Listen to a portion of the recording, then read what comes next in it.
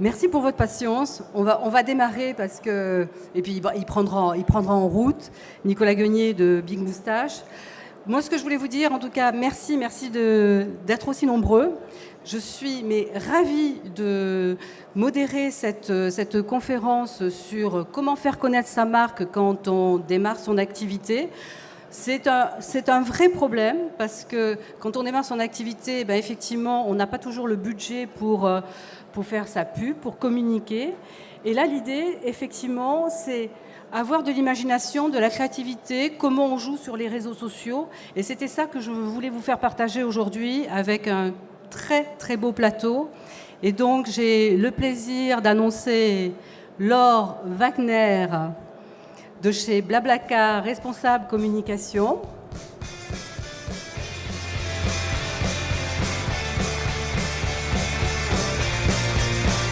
Gary Hansens de chez Alltrix, fondateur d'Alltrix. Nicolas Rohr de chez Fago Shoes. Et Nicolas Guenier de Big Moustache.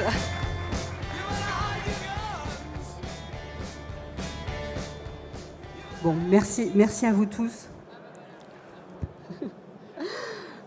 Ok, on va commencer un petit peu par se présenter rapidement. Laure, Blablacar, tout le monde connaît Blablacar. En plus, on a eu la joie et le plaisir tout à l'heure d'avoir Frédéric Banzella pour parler de tout ce qui est relations clients. Blablacar, j'ai cru comprendre que vous avez reçu le prix de la société la plus fun. C'est pourquoi?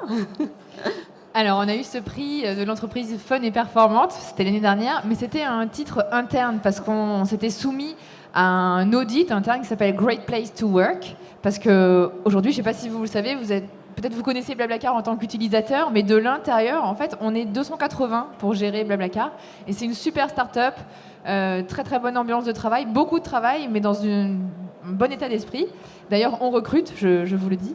Et du coup, on a participé à Great Place to Work pour évaluer notre façon de travailler et on s'est placé 4e au niveau français, plus ce prix de l'entreprise fun et performante pour toutes les actions internes assez fun. C'est sympa quand même. Mais le covoiturage en soi aussi est une pratique très fun. Absolument. Et juste, Blablacar aujourd'hui, quelques chiffres clés, Laure, en termes d'effectifs, vous internationalisez. Oui, alors Blablacar est une PME française. Aujourd'hui, on s'est exporté dans 18 pays.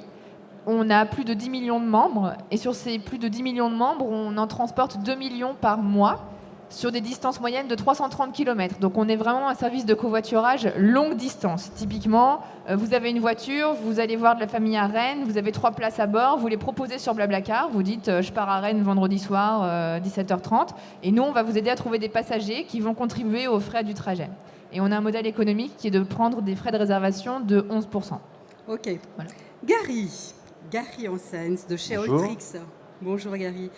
Alors Gary, vous êtes le fondateur d'Alltrix, qui est un site de vente de vélos en ligne, produit difficile à vendre en ligne. On n'imagine pas qu'on puisse acheter un vélo.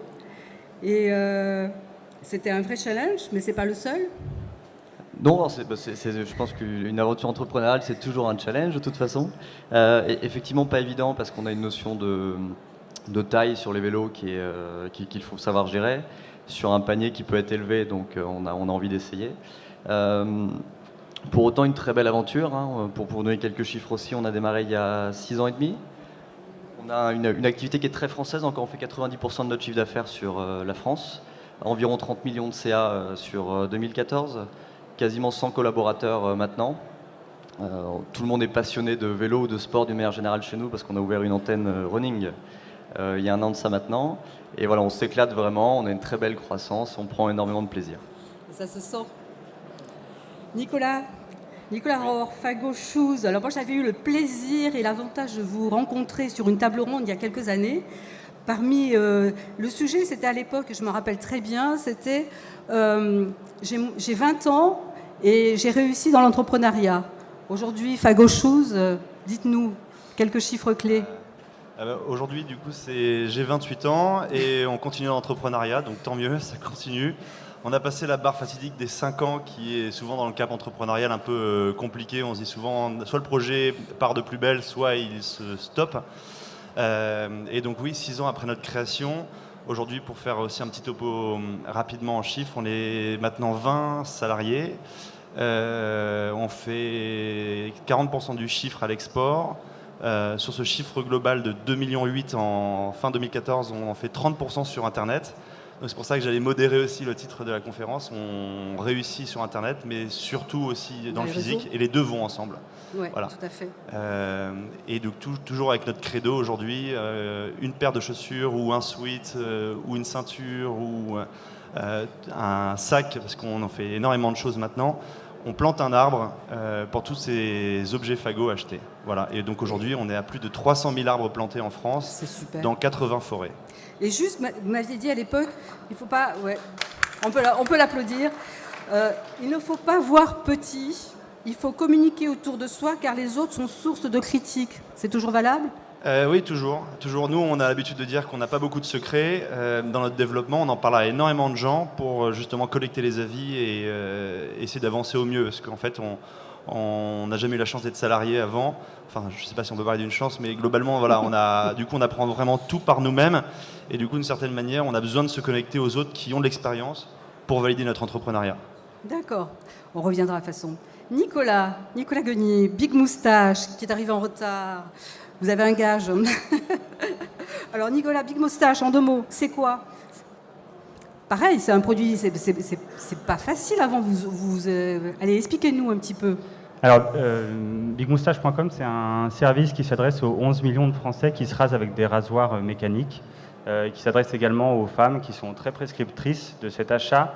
Les lames de rasoir, qui est un achat qui est jugé pénible et très cher en supermarché. Donc bigmoustache.com, c'est un service qui vous propose d'acheter rasoirs et produits de rasage en ligne et de vous faire livrer directement chez vous, avec un service totalement flexible, puisque vous choisissez votre modèle de rasoir, vous choisissez le nombre de recharges que vous voulez recevoir et vous pouvez ajouter différents produits de rasage de la marque Big Moustache et on vous livre directement chez vous à fréquence régulière. Aujourd'hui, Big Moustache, c'est quoi en chiffres ? Aujourd'hui, Big Moustache a 2 ans. On a un peu plus de 7000 abonnés mensuels et une communauté de 30 000 membres qui ont acheté sur bigmoustache.com. Parce que comme je le disais, en fait, il y a une base de prescriptrices qui est très importante. Les hommes ont du mal à passer de Gillette à Big Moustache, donc il faut souvent les prendre par la main. Et madame, vous êtes très utile pour ça, donc on s'adresse énormément à vous aussi. C'est pour ça qu'on a une base de produits de rasage qu'on développe au fur et à mesure pour séduire ces femmes, mais donc ces hommes indirectement. Donc les dames sont prescriptrices, hein, c'est ça ? Ok. Alors une question un petit peu collégiale, un petit peu pour vous tous. Quand on démarre son activité, est-ce que c'est vraiment la priorité de communiquer sur sa marque ? Est-ce que ça fait partie de vos priorités ? Alors Blablacar, ça remonte un peu, Alteryx aussi, même Fago, mais ceci étant, historiquement, Laure, Gary, Nicolas ? Nous, donc votre question c'est est-ce qu'il faut communiquer sur la marque ou d'abord sur le concept ? Les deux, quand on démarre. Nous, on était pionniers de notre activité. Donc, c'est sûr qu'en parallèle, on a dû mener une sensibilisation sur qu'est-ce que le covoiturage. Non, ça n'est pas illégal, c'est pas dangereux, c'est pas fou. Et en même temps, à l'époque, on s'appelait covoiturage.fr. On a changé pour Blablacar quand on a voulu s'étendre à l'international. Je coupe tout de suite la rumeur. Nous n'avons pas été rachetés par la SNCF du tout. C'est pas ça qui a entraîné un changement de nom. C'est notre propre choix. Et donc, on a beaucoup communiqué sur le covoiturage pendant quasiment 4 ans. Et ensuite, sur Blablacar, une fois que la compréhension du covoiturage était déjà faite. En même temps, à cette époque-là, c'est un petit peu... ça se cale sur notre aussi timeline qui fait qu'on n'avait pas de sous avant et qu'à partir du moment où on a eu un modèle économique, on a pu faire du marketing sur notre marque, ce qu'on ne pouvait pas trop faire avant. D'accord. Gary, ça faisait partie des premiers leviers sur lesquels il fallait bosser ? Pour nous, c'était indispensable parce que contrairement à Blablacar ou Fago qui étaient soit précurseurs dans leur business model, soit vraiment à l'origine de la création d'une marque, nous, on reste un distributeur. On vend des marques qui sont connues, comme un Carrefour pourrait distribuer certaines marques d'alimentaire, par exemple. Donc à partir de là, il faut vraiment créer une marque de service, la construire, avoir une identité. Et alors, je ne vais pas dire qu'on a démarré au début du commerce il y a 20 ans, où c'était très difficile, mais quand on s'est lancé il y a 6 ans et demi ou 7 ans, il y avait quand même aussi beaucoup de craintes sur les achats en ligne, sur est-ce que je vais recevoir mon colis, est-ce que je peux laisser ma carte de crédit. Quand vous avez un tout petit site qui est en train d'éclore, vous avez vraiment besoin de travailler sur votre crédibilité, sur l'image de marque, pour rassurer et fidéliser tout simplement. Nicolas ? Oui, alors du coup, je suis vraiment concerné par la marque. Il fallait nous la cultiver dès le début pour l'imprégner à plein de niveaux différents. Donc il y a tout d'abord le nom. Le nom a été choisi un peu originalement parce que ça veut dire français en chinois. On voulait titiller un peu l'ego des Français en donnant un nom un peu différent. On revenait en fait de 6 mois d'Erasmus en Chine. Ensuite, il y a une autre manière de présenter la marque, c'est avec notre bouton en noix de coco en fait qu'on met sur chacune de nos chaussures. Je vois que Nicolas d'ailleurs peut montrer aussi la sienne. Merci. Et du coup, il y a un petit bouton noix de coco qui symbolise l'arbre qu'on plante sur chacun de nos produits. Ça, c'est un deuxième niveau. Et ensuite, derrière donc, cette marque, on voulait apposer des valeurs très importantes pour nous. Dès le début de la création de marque, on a identifié 3 valeurs qui devaient représenter Fago. Et chaque action qu'on allait annoncer devait les contenir. La première, c'est celle d'être mode, donc toujours suivre les tendances. La deuxième, c'est d'être responsable.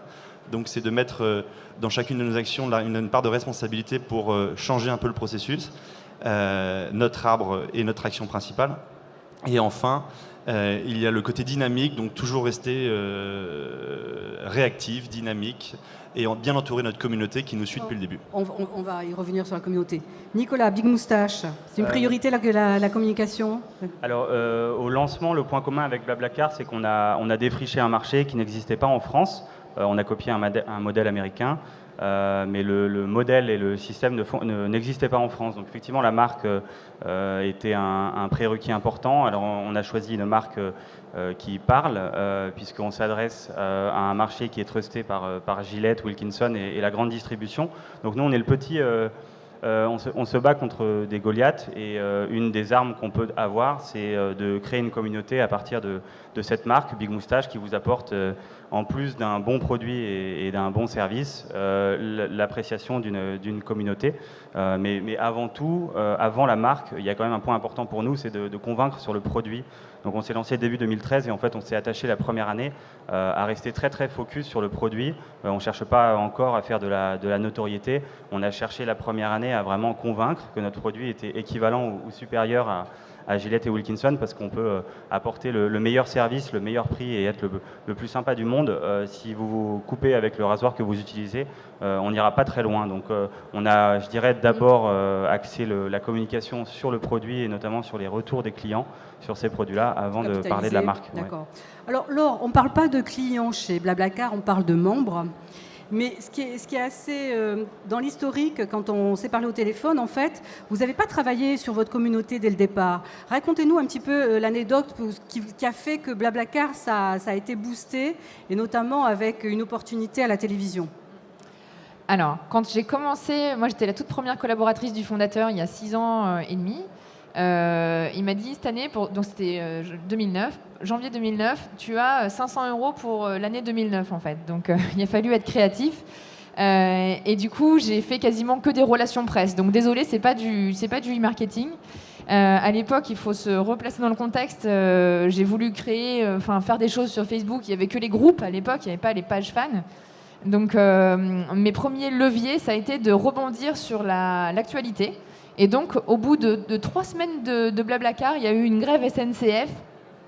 Et du coup, j'ai envoyé un communiqué de presse pour dire Blablacar est l'alternative, la solution pendant la grève, etc., en donnant des exemples de prix, etc. Et alors là, tous les JT qui couvrent l'info, etc. Et j'ai pu renouveler ça, honnêtement, là, en 6 ans et quelques, C'est génial.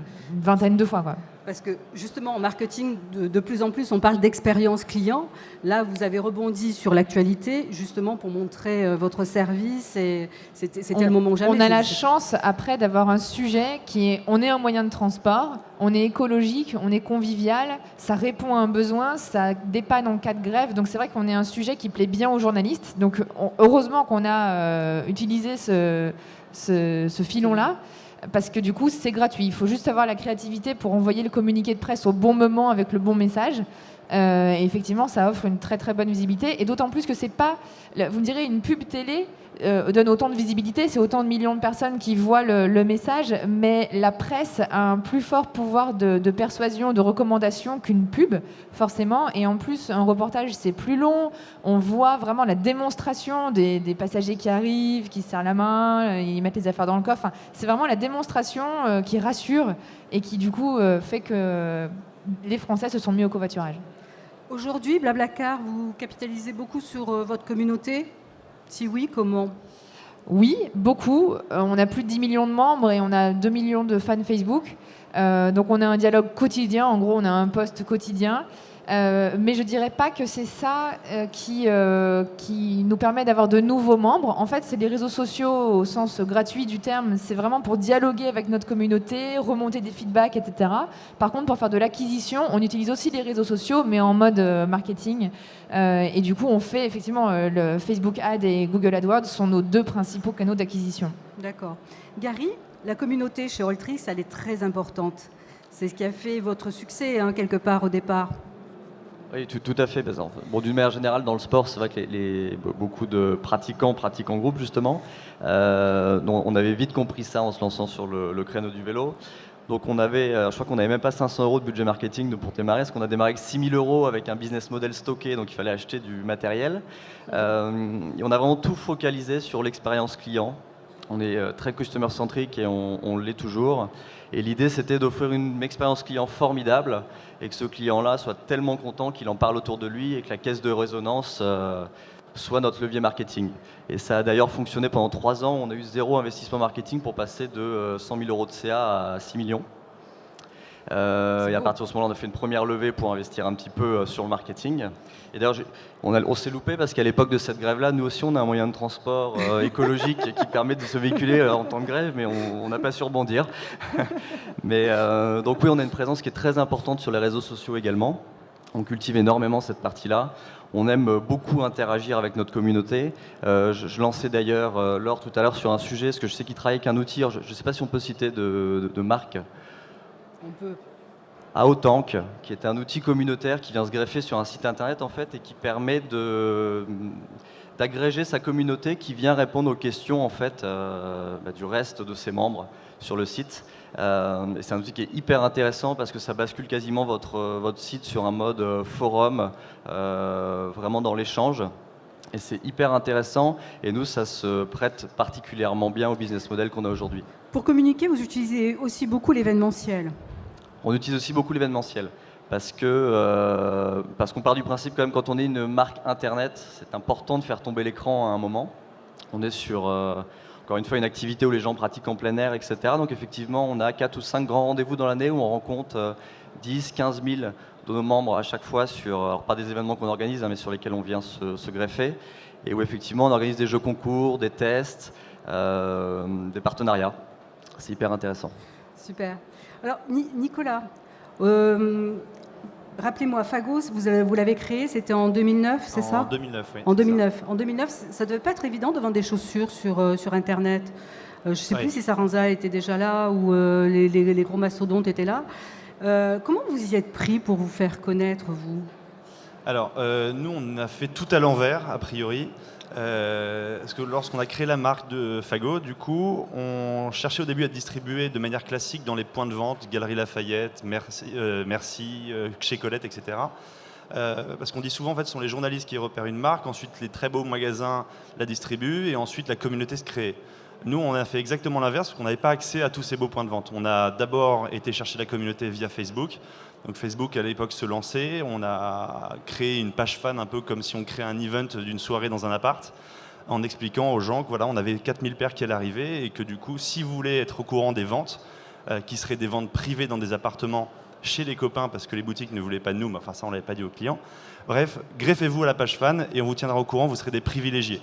Un peu comme une espèce de vente privée moderne, sauf qu'on faisait ça à la manière des ventes privées de Tupperware de nos mamans. Sauf qu'au lieu de mettre des gâteaux, des petits gâteaux secs et du thé, on mettait de la bière et des chips, quoi. Voilà. Et du coup, en fait, on s'est lancé à ce moment-là où Facebook commençait à être en envol. Et du coup, les gens se sont greffés au projet. Et on identifie deux raisons à ça. La première, c'est que c'était sympa, a priori, de leur part, de suivre un projet jeune qui leur ressemble, c'est-à-dire de deux jeunes qui ont 22 ans et qui se lancent. On a envie de suivre ce genre de projet. Et deux, il y a un produit nouveau. A priori, il y a pas mal de gens qui le veulent. Du coup, il faut que je l'ai aussi. Voilà. Et du coup, c'est comme ça qu'on a capté cette communauté via les réseaux sociaux. Donc, c'est pour ça Internet. Mais en fait, nous, nos ventes sont faites dans le réel. Et on ne pensait pas faire de vente sur notre site Internet le premier jour. Et en fait, on en a fait 500, ce qui était énorme, alors qu'on s'attendait à en faire 20. C'est Voilà. génial. Et alors qu'on a vendu nos 4000 paires en 15 jours, en fait. C'est super. Bravo. Aujourd'hui, est-ce que Facebook, c'est suffisant? Facebook, c'est Anne-Charlotte qui s'occupe du marketing est juste devant moi et sourit quand vous posez cette question. Parce que c'est vraiment un média qu'on maîtrise de moins en moins. La portée, on ne sait plus du tout où ça va. Les fans, on ne sait pas qui est réellement fan parce qu'il y a eu beaucoup de gens qui se loguent sur notre page fan, on ne sait pas trop qui sont. Donc c'est un peu compliqué. C'est toujours une belle vitrine de présentation, mais on ne se concentre pas là-dessus. Nous, on essaye de connecter énormément le virtuel au réel en faisant des événements réels, en fait. C'est-à-dire que l'Internet, c'est une bonne vitrine pour connecter au réel. Oui, d'autant plus que vous avez maintenant un réseau de distribution physique. Voilà. Et Donc, oui, on a, en fait, Fago est distribué dans 800 boutiques dans le monde maintenant, et on ouvre notre première boutique physique Fago dans 2 mois. Et on lance un crowdfunding pour ça. Du coup, re-Internet, c'est là où c'est important l'e-marketing, encore une fois, parce qu'on va être dans une des deuxièmes étapes les plus importantes de Fago, c'est l'ouverture de notre magasin en propre. Et pour refédérer notre communauté, on va créer une plateforme on va, avec KissKissBankBank, créer un event de crowdfunding pour lever des fonds, pour nous aider à financer les 10% de notre boutique qui nous manquent actuellement. Juste pour les gens dans la salle qui ne savent pas, le crowdfunding, c'est donc de l'économie participative. Exactement. Donc, KissKissBankBank, en plus, voilà. belle marque. Ok. Nicolas, même chose. Aujourd'hui, alors, est-ce que les réseaux sociaux, c'est incontournable pour vous ou vous préférez l'événementiel? Vous auriez dû venir d'ailleurs avec votre triporteur, n'est-ce pas? Ouais, j'aurais dû. Racontez-nous un peu là. J'aurais dû, mais en fait, je suis venu en métro et je pense que j'ai fait Ah oui, plus de non, c'est sport un en peu métro compliqué, là. qu'en vélo. Alors, pour répondre à la question, les réseaux sociaux, oui, c'est important pour Big Moustache. Et comment vous recrutez sur le net, justement? Alors nous, en fait, on recrute. Nous, on est le petit de la bande. On a très peu de moyens, donc en fait, on vient chercher via la communauté le bouche à oreille, puisque c'est l'autre nom de cette communauté. On vient quand même se servir des membres pour amener les futurs clients ou membres. Donc nous, on se sert de cette communauté via les réseaux sociaux, mais pas que, parce que pour Big Moustache, en fait, le client moyen chez Big Moustache, il a 41 ans, qui n'est pas la meilleure cible sur Facebook et sur Twitter, notamment, qui sont les 2 réseaux qu'on utilise principalement. Donc, en fait, on s'en sert essentiellement comme du SAV, comme un média social, plus qu'un réseau social. On s'en sert pour passer de l'information, sur les actus, sur la communauté de manière générale. Mais en fait, on utilise des leviers plus classiques, on va dire plus traditionnels, comme l'emailing par exemple. Là encore, parce que le membre médian, on va dire, a autour de 40 ans. La chose qu'on essaye de faire, en fait, c'est qu'on dramatise l'achat des lames de rasoir. On a la chance. C'est-à-dire qu'en fait, on a la chance, nous, d'être sur un marché qui est trusté par 2 acteurs en amont, et donc Gillette Wilkinson, et en aval par la grande distribution. Et donc, on a énormément de caricatures qu'on peut réutiliser. Parce que je pense que des slogans comme la perfection au masculin, on n'a plus vraiment besoin de les présenter. Et les publicités de ces marques-là, là non plus, on les a à peu près tous en tête. Donc en fait, on essaye de réutiliser ces arguments-là, non pas du tout pour dénigrer, mais au contraire pour mettre en avant en fait le service que nous, on apporte, puisqu'on a un produit équivalent et un prix moins cher. Donc on va jouer sur ce tableau-là. en amenant ces arguments par email, via une infographie, via une illustration, via tout simplement un message, puisqu'on se rend compte que le plus efficace finalement, c'est que vous, client de Big Moustache ou membre de Big Moustache, vous ayez envie de partager une vidéo sympa, un truc marrant, une petite anecdote en plus qui fait que Gillette évidemment ne vous aurait pas fait partager, et chose que nous on peut faire parce qu'on s'appelle Big Moustache et qu'on peut aller dans le politiquement incorrect. Donc on essaie de ne pas se gêner là-dessus pour essayer de marquer un peu les esprits. D'accord. Ok. Alors, est-ce il faut faire preuve, on l'a vu, c'est avec Blablacar, c'est rebondir sur de l'actu, c'est vite prendre cette opportunité. Est-ce que pour accroître sa visibilité, il faut faire preuve d'imagination en dehors, évidemment, on parle de communauté, de réseaux sociaux, etc. Les canaux traditionnels passés par les relations presse, etc. Est-ce que on va parler des relations presse, par exemple. Est-ce que c'est quelque chose sur lesquels vous sentez qu'il y a des retours? Est-ce que ça vaut le coup d'investir? Est-ce que c'est des canaux plus traditionnels? Mais est-ce que c'est important? Oui, ça a été notre principal moyen de communication pendant des années. Maintenant, c'est côte à côte avec tous les canaux d'acquisition marketing. Pour info, on n'a pas d'agence de presse, on fait tout nous-mêmes. Je sais. Voilà. Parce qu'on a beaucoup d'appels entrants, on a de la chance. Et même si on n'avait pas d'appel entrant, on est plus à même de répondre nous-mêmes. Souvent, si on arrive à obtenir un reportage ou un article, il faut forcément trouver des membres qui vont répondre aux questions, etc. Et du coup, on a besoin d'être nous-mêmes à l'origine. Mais c'est important ce que vous dites là. Alors, ça veut dire que vous gérez vous-même en interne les relations presse, ce qui n'est pas forcément évident pour toutes les entreprises parce que ça demande des ressources quand même. Relations presse, c'est se mettre en contact avec les journalistes. Ça veut dire quoi? Ça veut dire les relancer derrière pour qu'il y ait un article, etc., ne pas lâcher. C'est pas forcément évident, mais je comprends que vous n'ayez pas envie d'externaliser ce genre de choses. Ça fait partie du cœur de votre métier, finalement. Alors, je pense que ça a été une bonne décision de Frédéric Mazzella. J'étais sa première salariée et je suis attachée de presse. Donc après, j'étais couteau suisse. Il m'a demandé de faire plein d'autres choses. J'étais aussi commercial B2B, relations membres, designer. J'ai dû faire 20 métiers à la fois. Mais les relations presse, c'était essentiel pour nous pour lancer le service. Gary, les relations presse, c'est venu un petit peu après, quand même, une fois que vous êtes bien installé ou... Oui, nous on l'a fait au bout de 4 ans.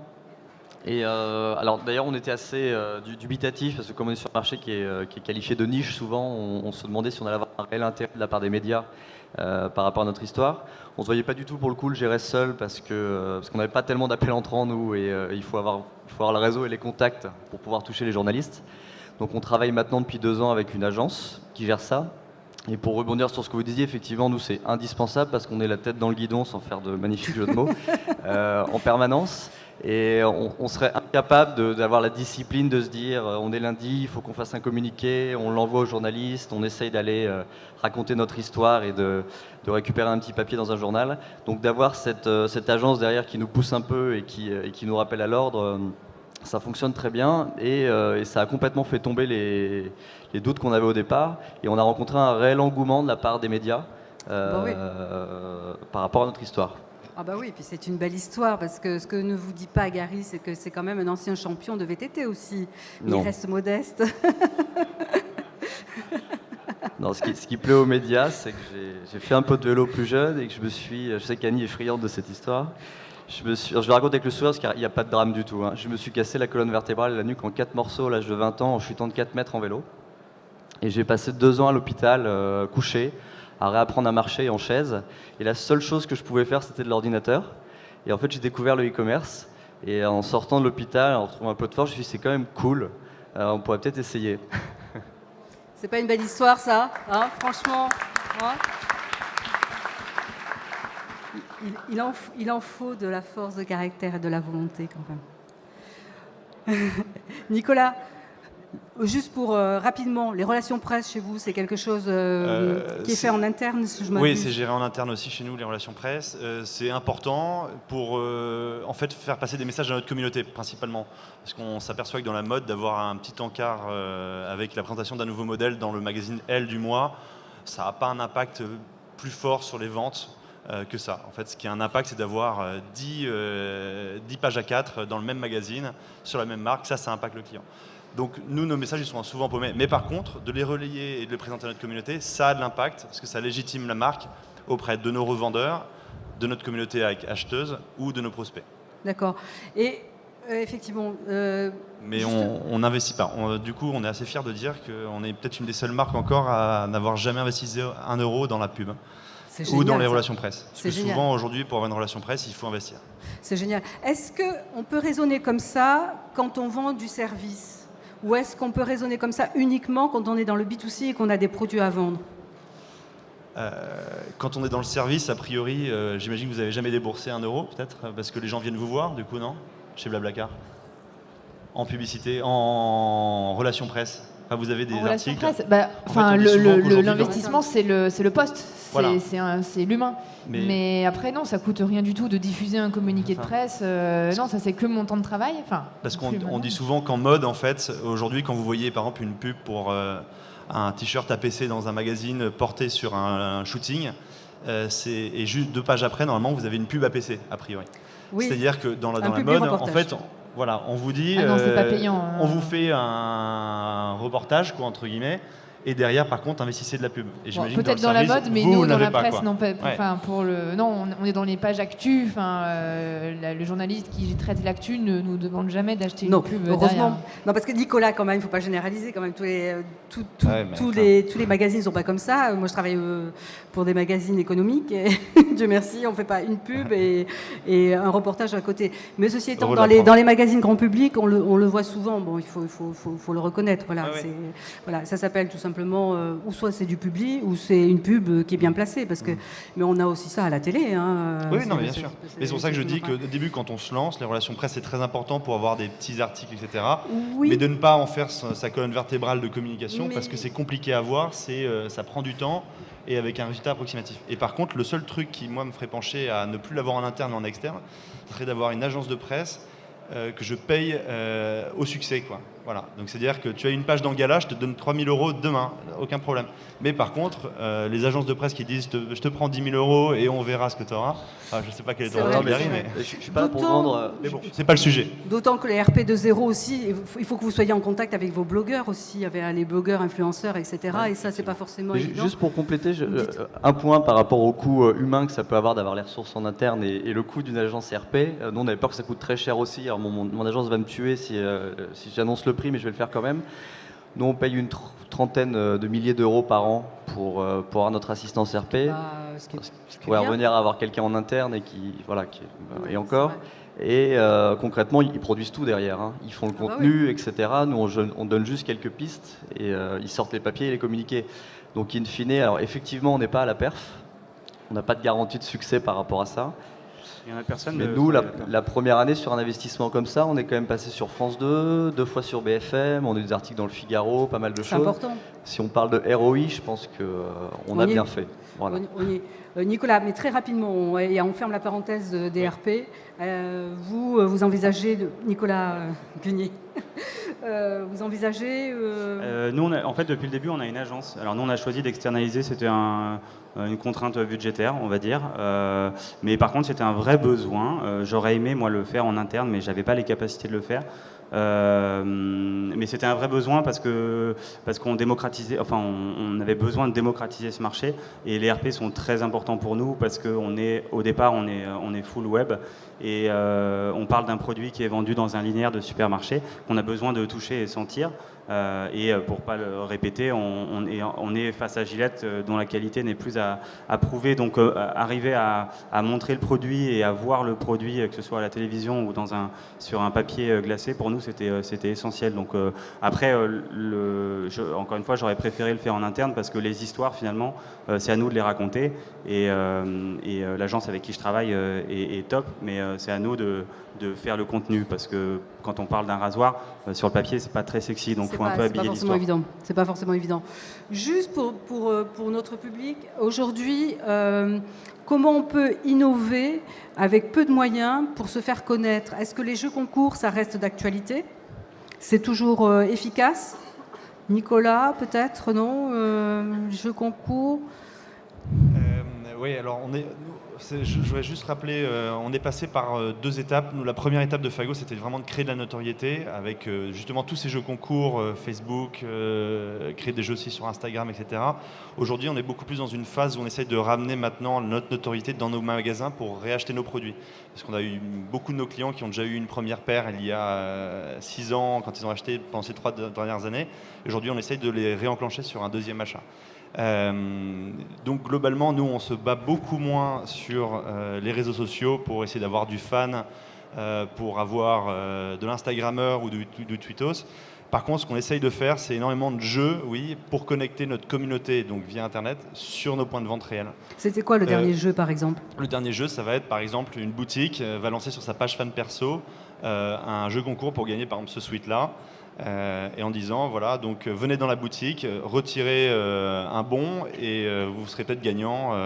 Donc en fait, on fait des jeux à beaucoup plus petite échelle et un impact géographique plus restreint. On voit que ça marche beaucoup mieux, en tout cas, que des jeux qui sont à de très grande ampleur, où finalement le participant se dit, oula, j'ai encore une chance sur 1 milliard de la gagner, celle-ci, ça sert à rien que je me lance, quoi. Voilà, donc on essaye de faire des jeux plus petits, à plus petite échelle, plus humains. Plus humain, plus personnalisé. Les jeux concours, Gary, Nicolas, Laure, c'est quelque chose sur lesquels... Merci. Oui, on fait pas mal de jeux concours aussi, parce que bon, évidemment, on a pas mal de fans de vélo dans notre communauté, donc on a des partenariats aujourd'hui avec des grands organisateurs comme ASO, qui est le propriétaire du Tour de France, qui nous permettent d'offrir à nos clients des suivis sur le Tour de France en voiture d'une étape, des survols en hélico, des choses comme ça. Donc on arrive à proposer des choses comme ça en termes d'expérience client.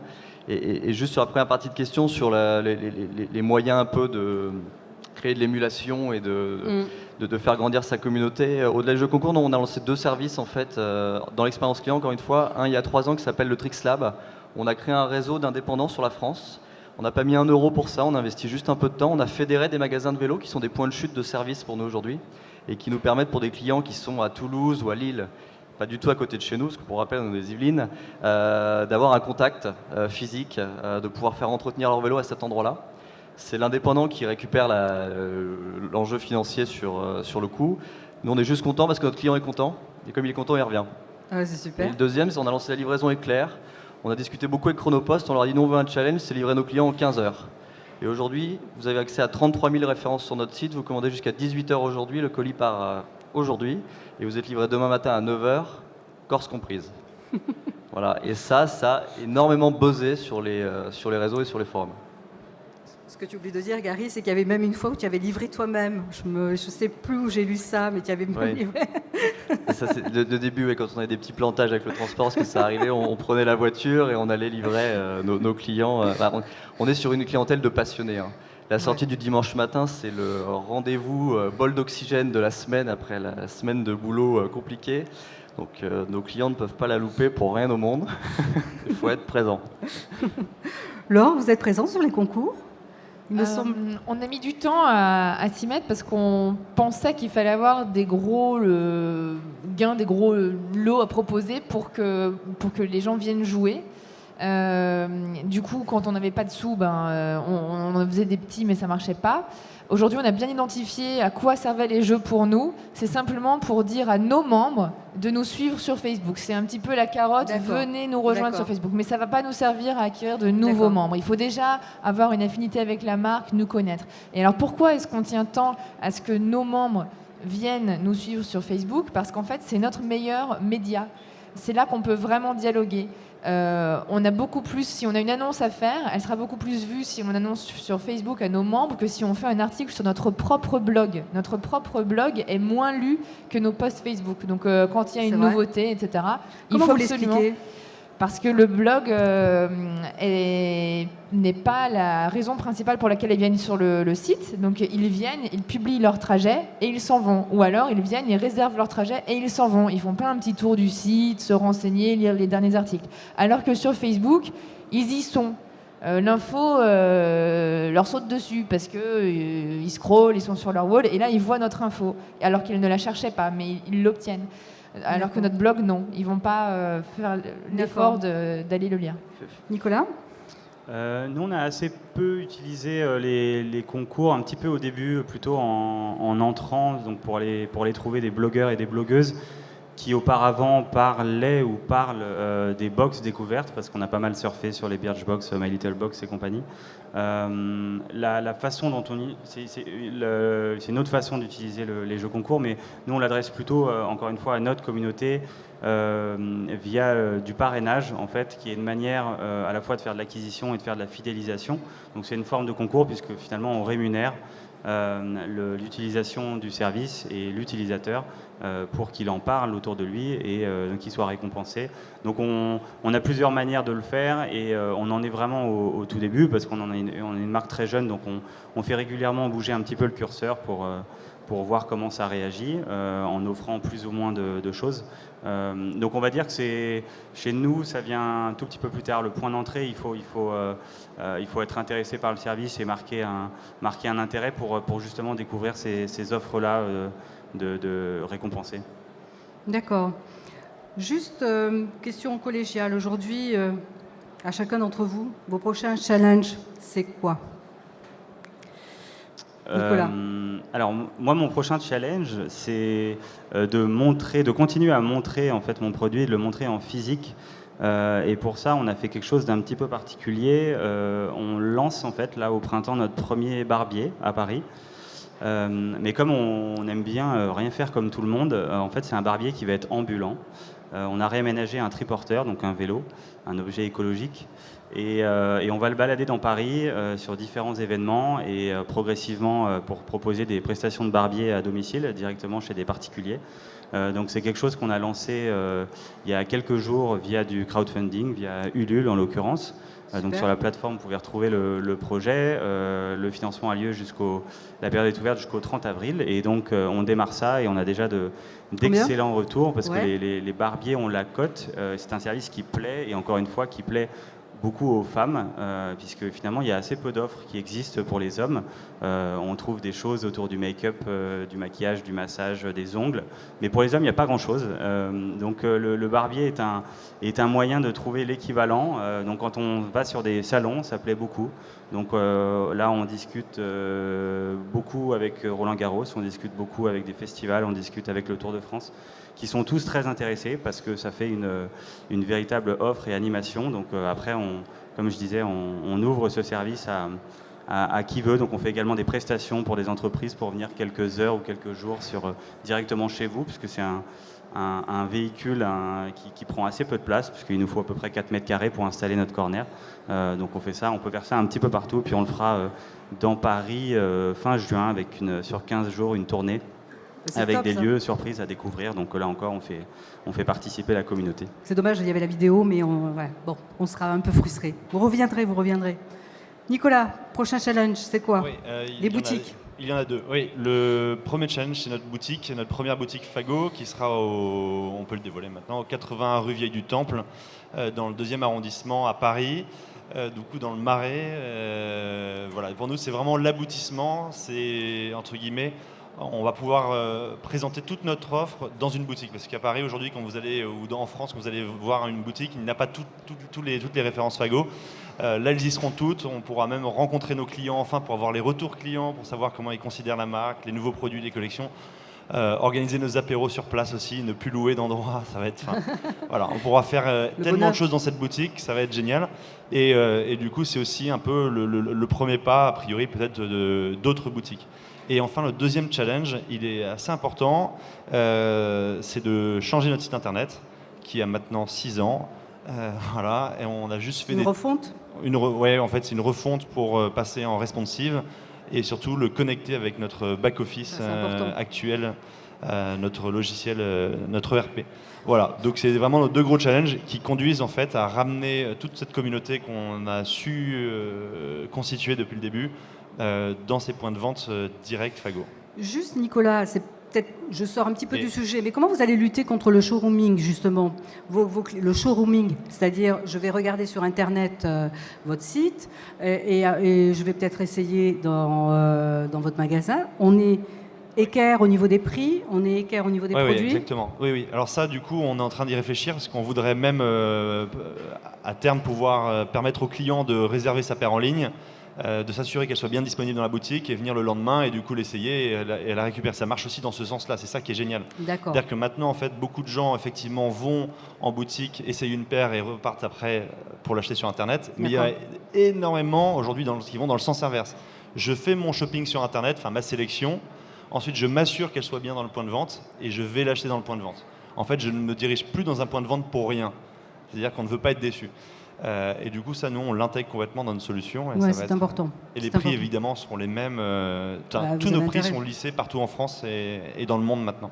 D'accord, ok. Gary, les prochains défis alors? Alors nous, on en a 3. On en a 2 en commun avec Nicolas. On a une refonte prévue cette année aussi avec un gros chantier responsive design. Malheureusement, après la mise à jour Google du 21 avril. Le second, c'est l'ouverture de notre première boutique connectée. Alors avec un enjeu racontez ça, tiens. On n'avait pas parlé de ça. Voilà, tout c'est la dire. surprise. Avec un enjeu qui est à l'inverse de celui de Nicolas, en fait, c'est que nous, on a une problématique, c'est qu'on a énormément de références, encore une fois. Aujourd'hui, on a un premier showroom qui est adossé à notre entrepôt, qui fait 8000 m², où on est capable, avec des bornes, de livrer nos clients sur l'ensemble de notre offre. Demain, on va avoir un point de vente de 500 m², où on est incapable de tout mettre. Et l'idée, c'est d'avoir une notion un peu de showrooming avec des bornes et une livraison hyper rapide dans une notion de pick-up, en fait, sur cette boutique-là, sur l'ensemble de notre offre. Et le troisième enjeu, c'est l'international. Parce que je le disais tout à l'heure, on faisait encore 90% d'export sur 2014. On a actionné quelques leviers. Là, sur le premier trimestre, on est passé à 20% déjà, avec un beau démarrage sur des pays très limitrophes. Et on a une réelle ambition de monter à 30% d'export d'ici la fin de l'année. Waouh, bravo. Laure?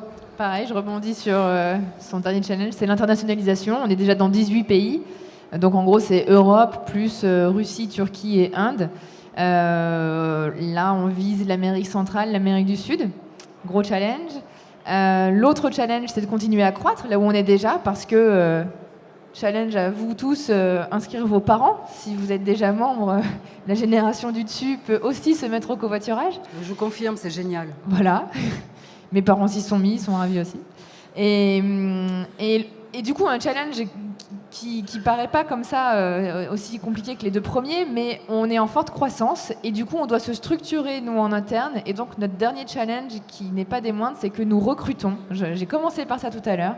Donc, si vous voulez rejoindre une start-up super dynamique, que vous fassiez du marketing, etc., venez nous rejoindre. On a encore de très, très beaux projets à mener. Voilà. Super.